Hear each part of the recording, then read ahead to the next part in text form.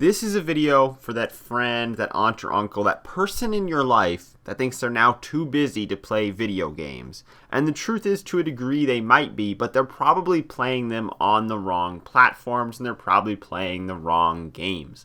The modern online game does not seem to understand the fact that you have to pause it occasionally and take a step away. You can't wait for the game to end. Things come up in your life, and new parents are very familiar with this. And obviously, there is no good way for online games to accommodate having a pause button. It's just not realistic. So because of that, there are some platforms that I think are well worth your time. And obviously, playing single-player games is going to be a big advantage, and many of these systems are great for their single player offerings, but there are many different consoles that I think very well accommodate somebody that has to play for just short bursts at a time. And that's obviously going to start out with handhelds. I've talked about the 3DS on this channel a ton, but it, even more so than its predecessor, the DS, is a fantastic console for just being able to play a game for a short bit. They're games that are designed for a mobile experience. They're not console games, and many of them in that manner don't have this, long sort of drawn out tutorial, a lot of different,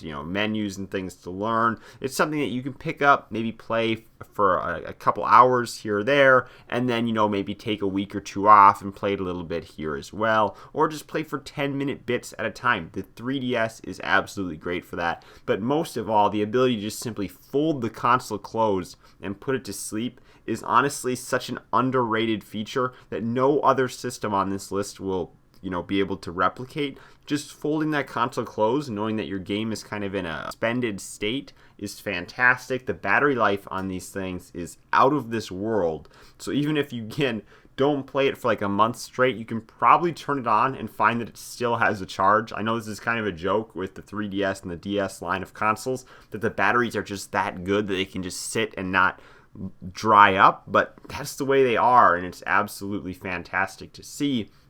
But the other handheld that I want to incorporate on this list is, of course, the PSP or the PS Vita. Now, the 3DS is the definitive DS experience because it lets you play the DS games as well. The PS Vita is kind of the definitive PSP experience. If you're not going to mod the system, you'll probably find that PS Vita can't simply play every PSP game because it doesn't take the PSP's, actual physical discs, because there is no disc drive in the PS Vita, but many of the games can be purchased from the store and downloaded, and that will in time become a complication as the store will inevitably be taken down. So with any of the games systems on this list, modding them and looking into how to do that, if you're not familiar, will give you kind of the upper hand in keeping the system for its longevity. But the PS Vita obviously can play physical PS Vita games, which are kind of few and far between, but there are some good ones in there. I mention this system not only because it's the definitive PSP experience, but because it too, you can just hit the home button and get your game suspended. And I think that that is such an underrated feature in all of the consoles on this list. Now,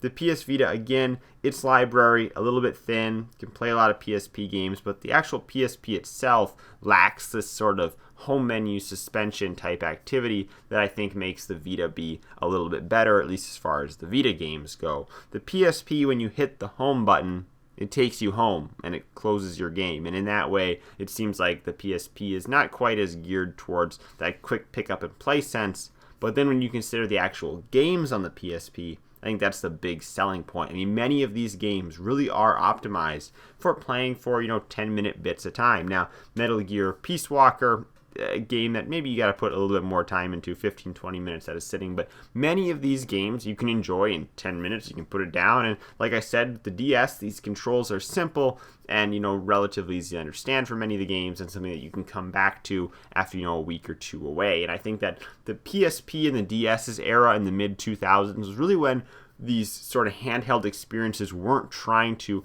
exactly replicate the depth of a home console in the way that you had to have all this time committed up front to kind of get into the game in the way that so many home console games are. These were games that you could really just pick up and play, and for that reason I think that the PSP is also a good option. But as far as the price difference between a PSP and a PS Vita, I would say personally go with a PS Vita, even though at the point when the PS Vita came out, it was starting to trend more towards a console-like experience where the games were getting deeper. And of course, that's a good thing if you enjoy the games, but isn't great when you take into the account that you're just trying to get a short bit of playtime out of these. Next is the Switch Lite, which is the first one on this list that you can still buy in stores brand new today. And for $200, I really think that for a current console, $200 is a fantastic deal. Now, the regular Switch for $300, great deal as well too if you think you'll ever be playing it on the TV, or maybe if you have a child in your life and that's part of the reason why you're so busy and you want to play it on the TV with them, multiplayer, because you can't do multiplayer on the Switch Lite. But if it's just you, this is just going to be something you're personally playing. The Switch Lite, I think, is the way to go for $200. Obviously, the Switch has a massive library of games. Like the Vita, it has a home button where you just hit the home button, your game is suspended, boom, you're able to move on, do something else, come back later. And again, that's a fantastic feature of all of these systems. So there's not much you can say about the Switch Lite that hasn't already been said, or the Switch in general. The library for this thing is huge, it's expansive, and it's still growing as new games are being released for it. So the ultimate bang for your buck offering here is going to be the Switch Lite, but it's closely followed up by the Xbox Series S, which is one of the newest Xbox models, came out alongside the Xbox Series X in 2020. But that is kind of like the lower tier offering, has some shortcomings that the $500 Xbox Series X doesn't have, but the Xbox Series S at $300 is a fantastic value, and something that I think puts itself a tier above for the busier gamer compared to, say, a PlayStation 5, because it has quick resume. So the quick resume feature on Xbox is essentially the ability to pause a game, play another game, pause that game, go back to the first game. You can have 3 games running in a cycle where you can switch between them and not have to go through the home menu, not have to go through the start menu, not have to load up your game. It's just sitting there kind of queued up for when you want to switch back to it, so it significantly reduces load times. If you're coming from like a PlayStation 4 or an Xbox One, you will find that the load times on this thing are so much faster than you're used to, which of course is the case with the PlayStation 5, but the PlayStation 5 does not have this quick resume feature where you can just simply turn on the console and be back into the game exactly where you were before.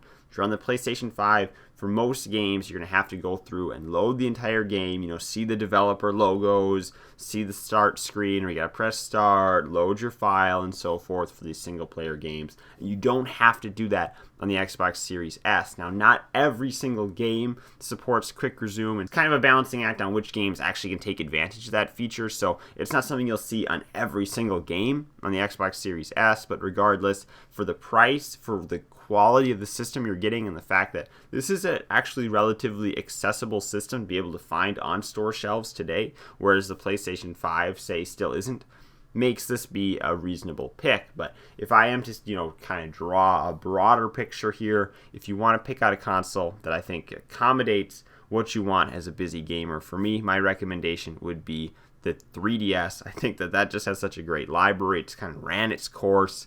Everything is in there already and available to you. And like I said, just the fact you can fold that console up and have yourself a suspended game makes it be so easy to kind of play and pick up, weeks later. Thank you guys for watching. I'm Bailey, and I will see you in the next video.